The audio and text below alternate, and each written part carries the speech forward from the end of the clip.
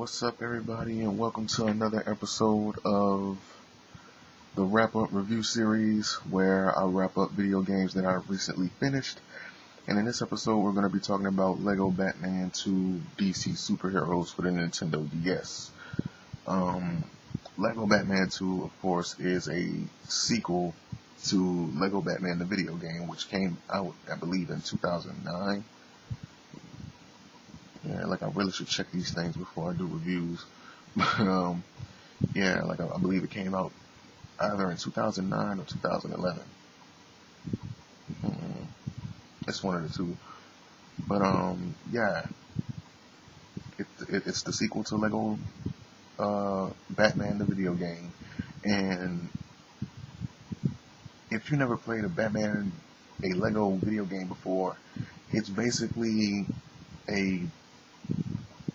I would say a parody version of video games that are more mature.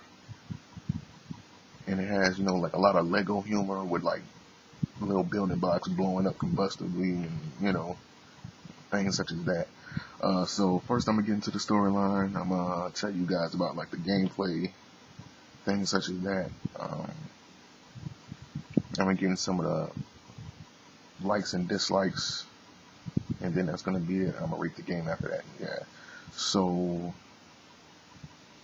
the storyline of the game takes place at this award ceremony where they're awarding the award for the best man of the year. And of course, the two people that are up for nomination are Bruce Wayne and Lex Luthor. And of course, Bruce Wayne wins. And once, Bruce Wayne wins, the Joker crashes the party. Him, the Riddler, Harley Quinn, and, numerous other villains, they just crash the party. And they take over. And the game starts off from there.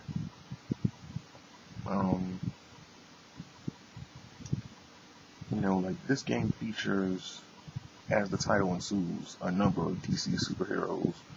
From, of course, Batman and Robin, you have them.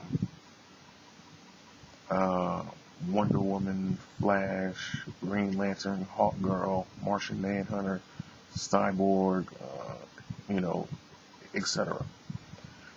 And you play as these characters gradually as the game goes on.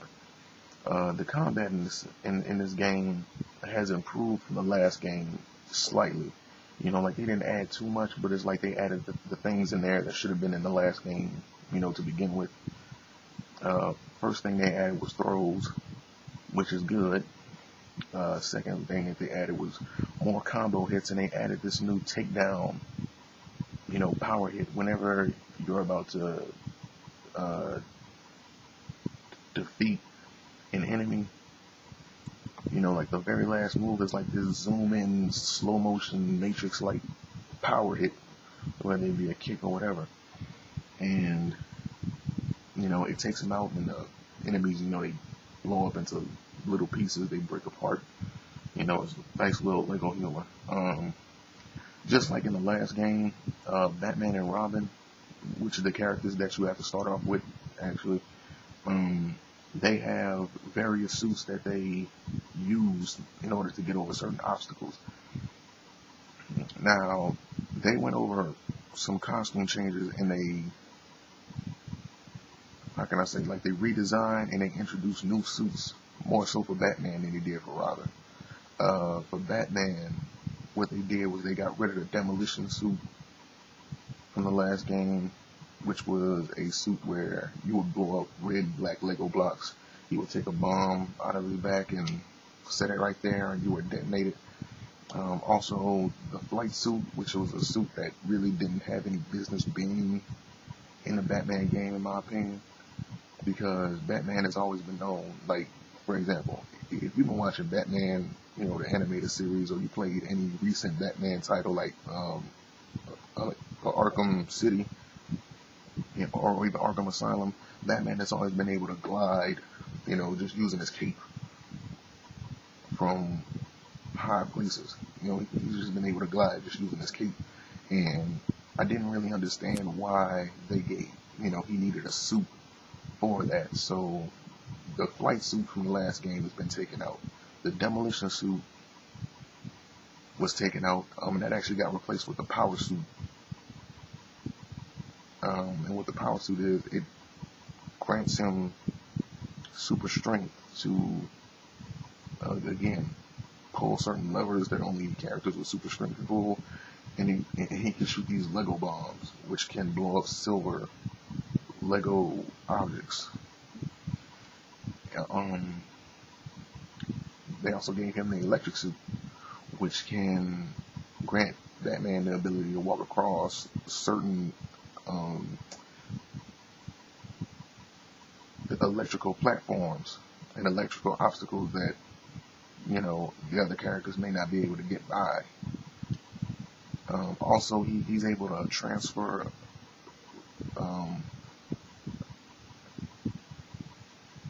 electricity from one power generator to another one. And he also has the sensor suit. Now, the sensor suit is like a stealth suit, and it gives him the ability to sneak by security cameras and things such as that in order for him to pull down the switches in order to gain access so he can, you know, move further on into the stage. With Robin, he got a suit redesign for his biosuit. Now, in the first game, his biosuit was yellow and green. In this game, it's red and yellow. And he's able to store liquids in this canister, and he can fire them in a direction, you know, where there's fires or, you know, or whatever. So that, you know, like he can put fires out and things such as that. And also, like, he got a redesign for his magnet suit. It looks completely different. Well, not completely different. Like the suit design itself looks different. But the color scheme itself is, you know, still the same. It's still red and silver. And unlike the last game, in this game he has the ability to activate this magnetic shield, which he can use to attract, you know, certain Lego parts, like money, like that. They can attract it to him without him having to probably like jump over an area. Like, you can just activate the shield and he'll attract the, you know, like the little Lego bits, which is the currency, towards him, and you can collect them like that. It's kind of similar like the electrical shield from Sonic the Hedgehog 3. You know, that's the best way I can compare it. Yeah, and that's it for like the suit changes and the suit designs. And the stage design, I think they did a good job with the stage design. Some parts it gets confusing because the way they have them mapped out, like sometimes it just gets confusing. And like sometimes you get lost, most of which is because the game glitches out at parts. But I'm gonna get to that in a minute. Like I said, like there's a wide spectrum of obstacles in this game, you know, like throughout the stages, and you have to use the abilities of each of the superheroes in order to help you overcome those obstacles. For example, the Green Lantern, he can change the shapes of these green Lego blocks, and he can make them into different, you know, things. At one point in the game, like, he actually made a salt and pepper shaker, and I was fighting this boss, and he actually shook it over the boss' head, and the boss sneezed, and it caused damage to him, which was funny. Like, a lot of the humor, the most humor you're going to get out of this game is with Green Lantern. You know, like, that's one funny interaction that you're gonna have.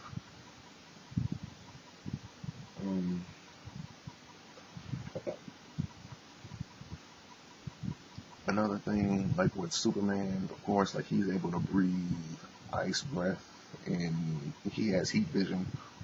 Now the heat vision can melt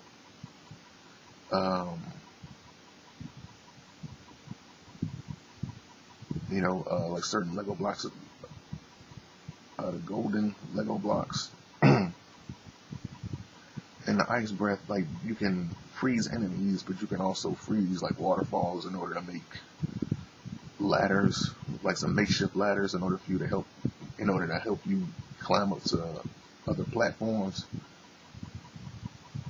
Things such as that. Oh, and I forgot to mention, Robin also has a Sub-Zero suit, which they took off of Batman in the last game. They redesigned it and they gave it to Robin. Another thing that slipped my mind was that in the last game, Batman had the ability to double jump, and Robin didn't, which to me, again, didn't make sense, because Batman, out of the two of them, he's much more like a heavyweight, karate man type boxer, and, Robin is more like an acrobat, so it would make more sense that if anybody would have the double jump feature, it would be Robin. So they corrected that mistake, and they, gave Robin the double jump. They got rid of the Sub-Zero suit that was on Batman in the last game, redesigned it, and they gave it to Robin. And he has the ability to shoot this freeze gun in order to, basically freeze waterfalls, like the same scenario with Superman and his ice breath. What else?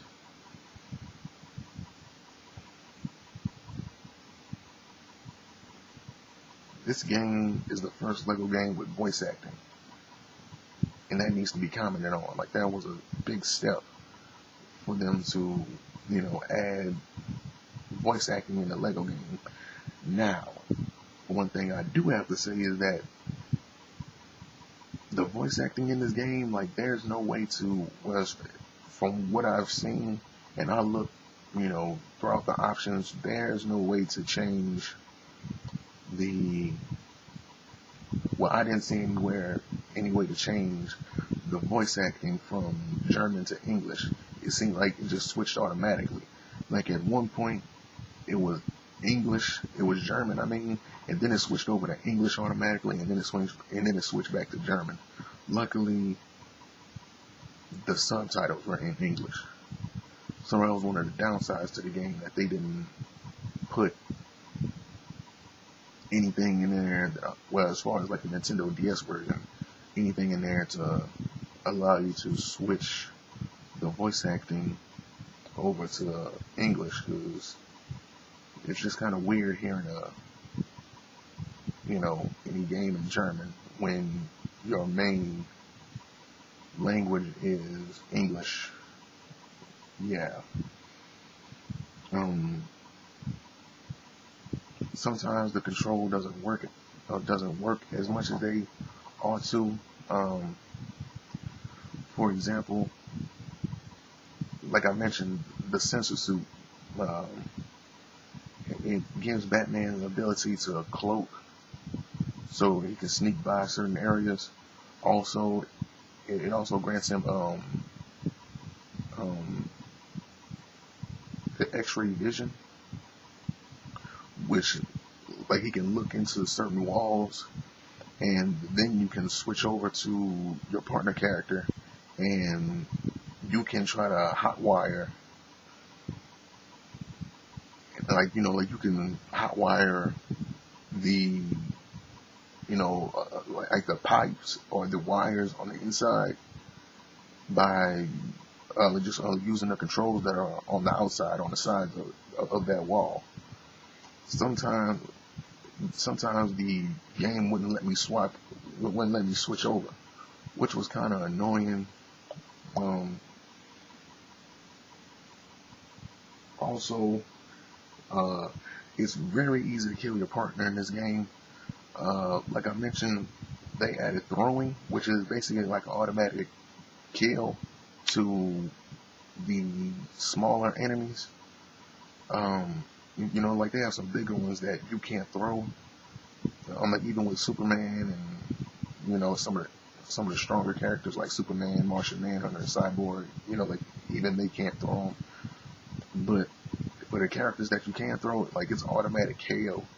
And at many points in the game,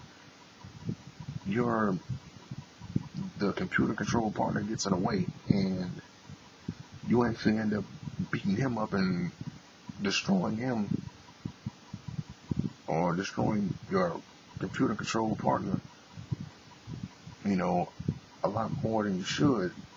But luckily, Lego games have unlimited lives, so you don't really have to worry about anything of that. Like they just like let you lose just like a little bit of money, and then you're basically set to go, get full health and everything. So yeah, of course, this game gives you hints, and in the process of them giving you hints, like they didn't really think this through when they made the Nintendo DS version. When you are, you know, like trying to learn something new, or like when something new comes up in the game and the game has to inform you, it does. It informs you in these pop-up messages. The biggest problem with these pop-up messages is that they're on the top screen where all the action is. Like anybody knows about the Nintendo DS, you know that the top screen where all the action goes on, and they got the bottom screen, right? Which you can use the stylus to do like little actions or whatever. And the pop-ups, they appeared on the top screen, on the bottom half of the top screen, which blocked off all of the action. And it was so annoying getting those pop-up messages over and over again, because you couldn't see anything that was happening on the screen. And it was very annoying. Like you can look through that playthrough, like you can just look through my playthrough and you can see it happening various times, and it really, really, really was annoying.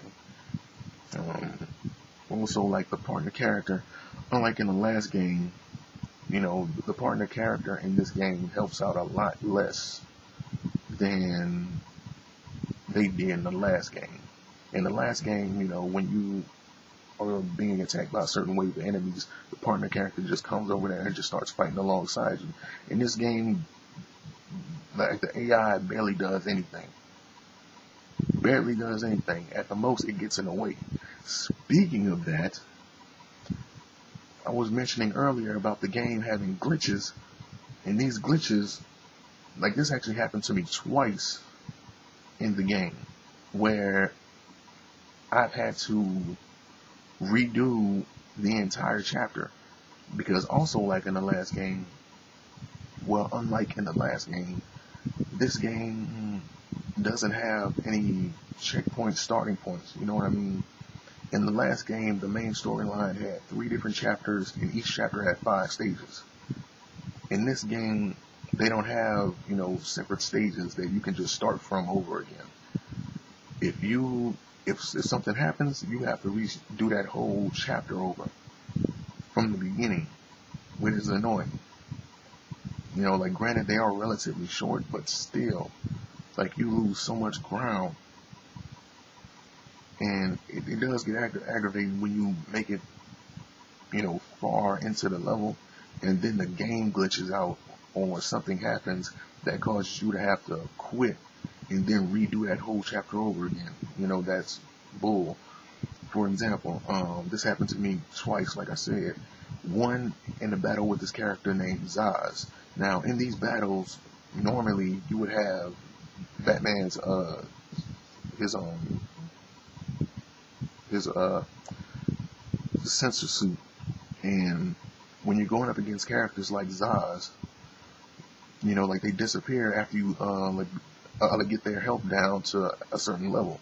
And what you're supposed to do is you're supposed to use Batman's his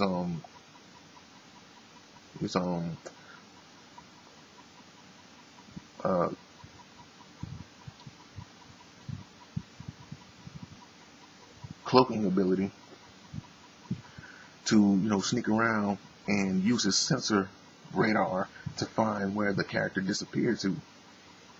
Now, in this battle with Size, the first time it didn't work. It didn't work. And like it worked and then it glitched out and then it, fucked up. Which was ridiculous. And I had to redo that whole thing. Mind you, I didn't record it.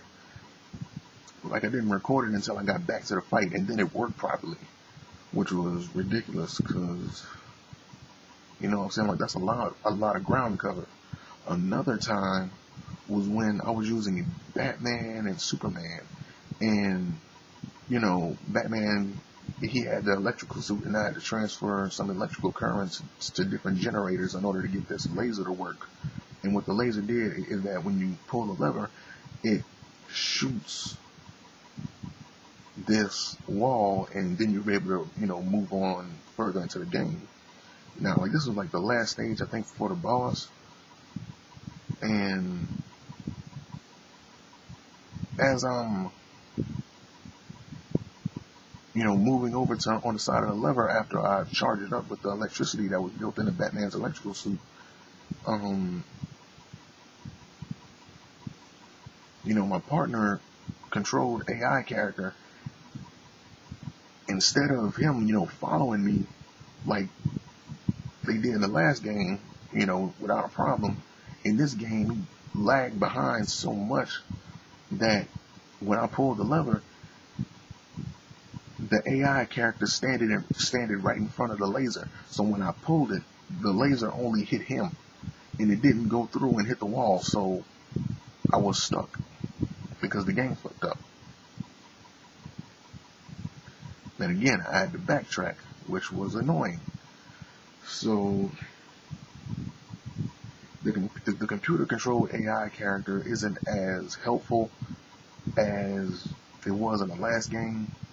Mainly because I believe that they created this game for couch co-op. You know what I mean? They created it for couch co-op. There's no multiplayer in this game, so it's not like you can play this online, with a friend.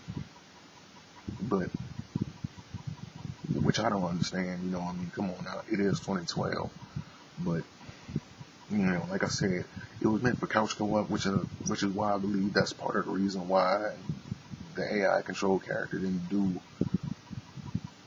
as much as it did in the last game. But that's me. But like this game has tons of extras. In the last game, I think the movie, not the movie, but the storyline chapters were like 20% of the game, and they had 80% of extras. In this game, the storyline chapters are like 23% of the game, so there's like 77%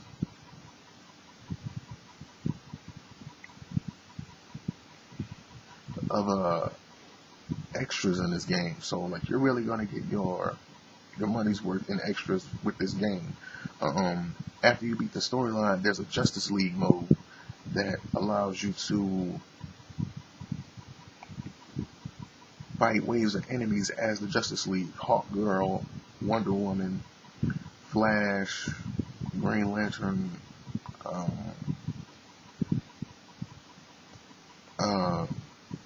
Superman, Batman, etc. Not to mention that you can go back and you can replay each of the chapters with any other characters that you unlocked, and you can gain whatever secrets are on those games with the characters that you obtain later on in the game. Another thing that I want to mention is that I wish they would have included some of these characters a lot sooner or a lot more into the actual storyline, because the second to the last chapter is when I first was able to use Green Lantern and Cyborg.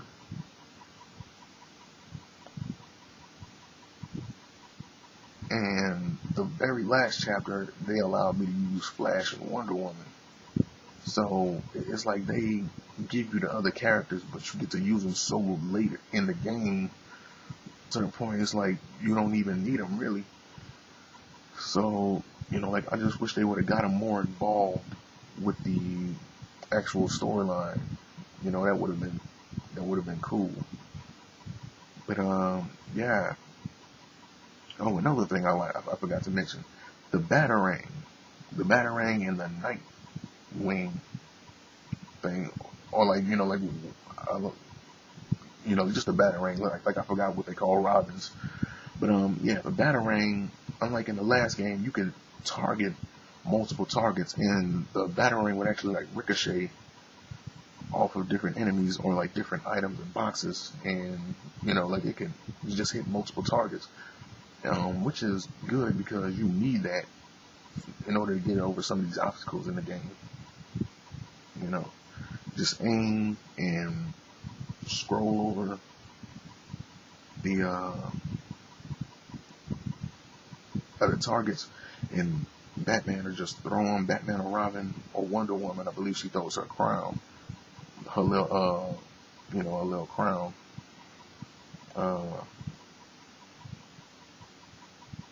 I forgot what the what the actual name for it is,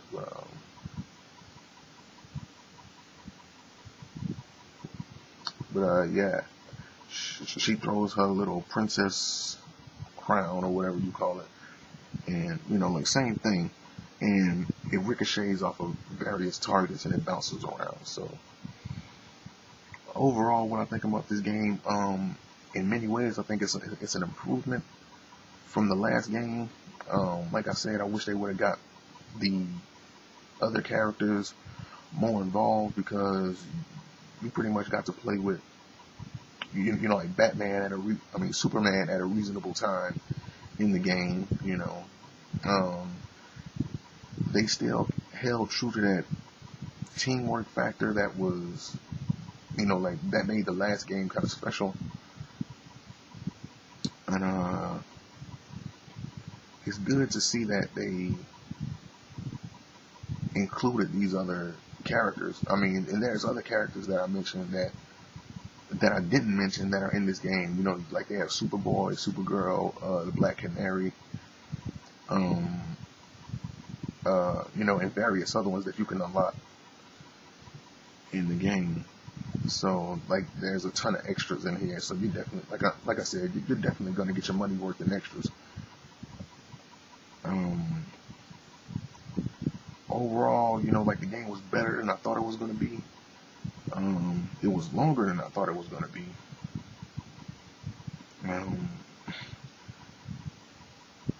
And yeah, like I think it's just good couch co-op. My only advice is don't buy this for the Nintendo DS. Like I would rather you buy this for the Nintendo Wii, or like one of the other systems except the Nintendo DS, because it's just not worth it. Like this is one of those games where you would want to sit down, like with your friend and play this with them. So I give this game a 7.5 out of 10. Like it's pretty good.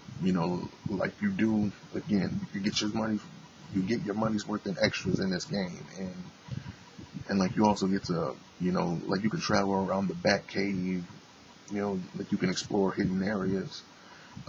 There's even a place where you can create like your own superheroes. Like you can give them, like various parts, and you can give them one of the superpowers of one of the other superheroes. And the stage design, I forgot to mention this, but like I still think the game is a 7.5 out of 10. Still, like it's Lego humor. At many points, you have to break certain objects in order to rebuild. And you have to rebuild them into new objects. That's what Lego is, and it emphasizes that in the game a lot. Like for example, you might have to break down this statue, and you might have to build a ladder out of the parts and things like that. So It's very like whimsical and fun, and hey, like it's Lego. So that's it for this episode of the wrap-up review. Lego Batman 2 DC Superheroes, 7.5 out of 10. Yeah, it's a fun game, but you gotta get it for another system because the Nintendo DS isn't it. So, yeah, that's gonna be it for this episode. I hope you guys enjoyed it. And yeah, see you guys for the next wrap-up review. Peace.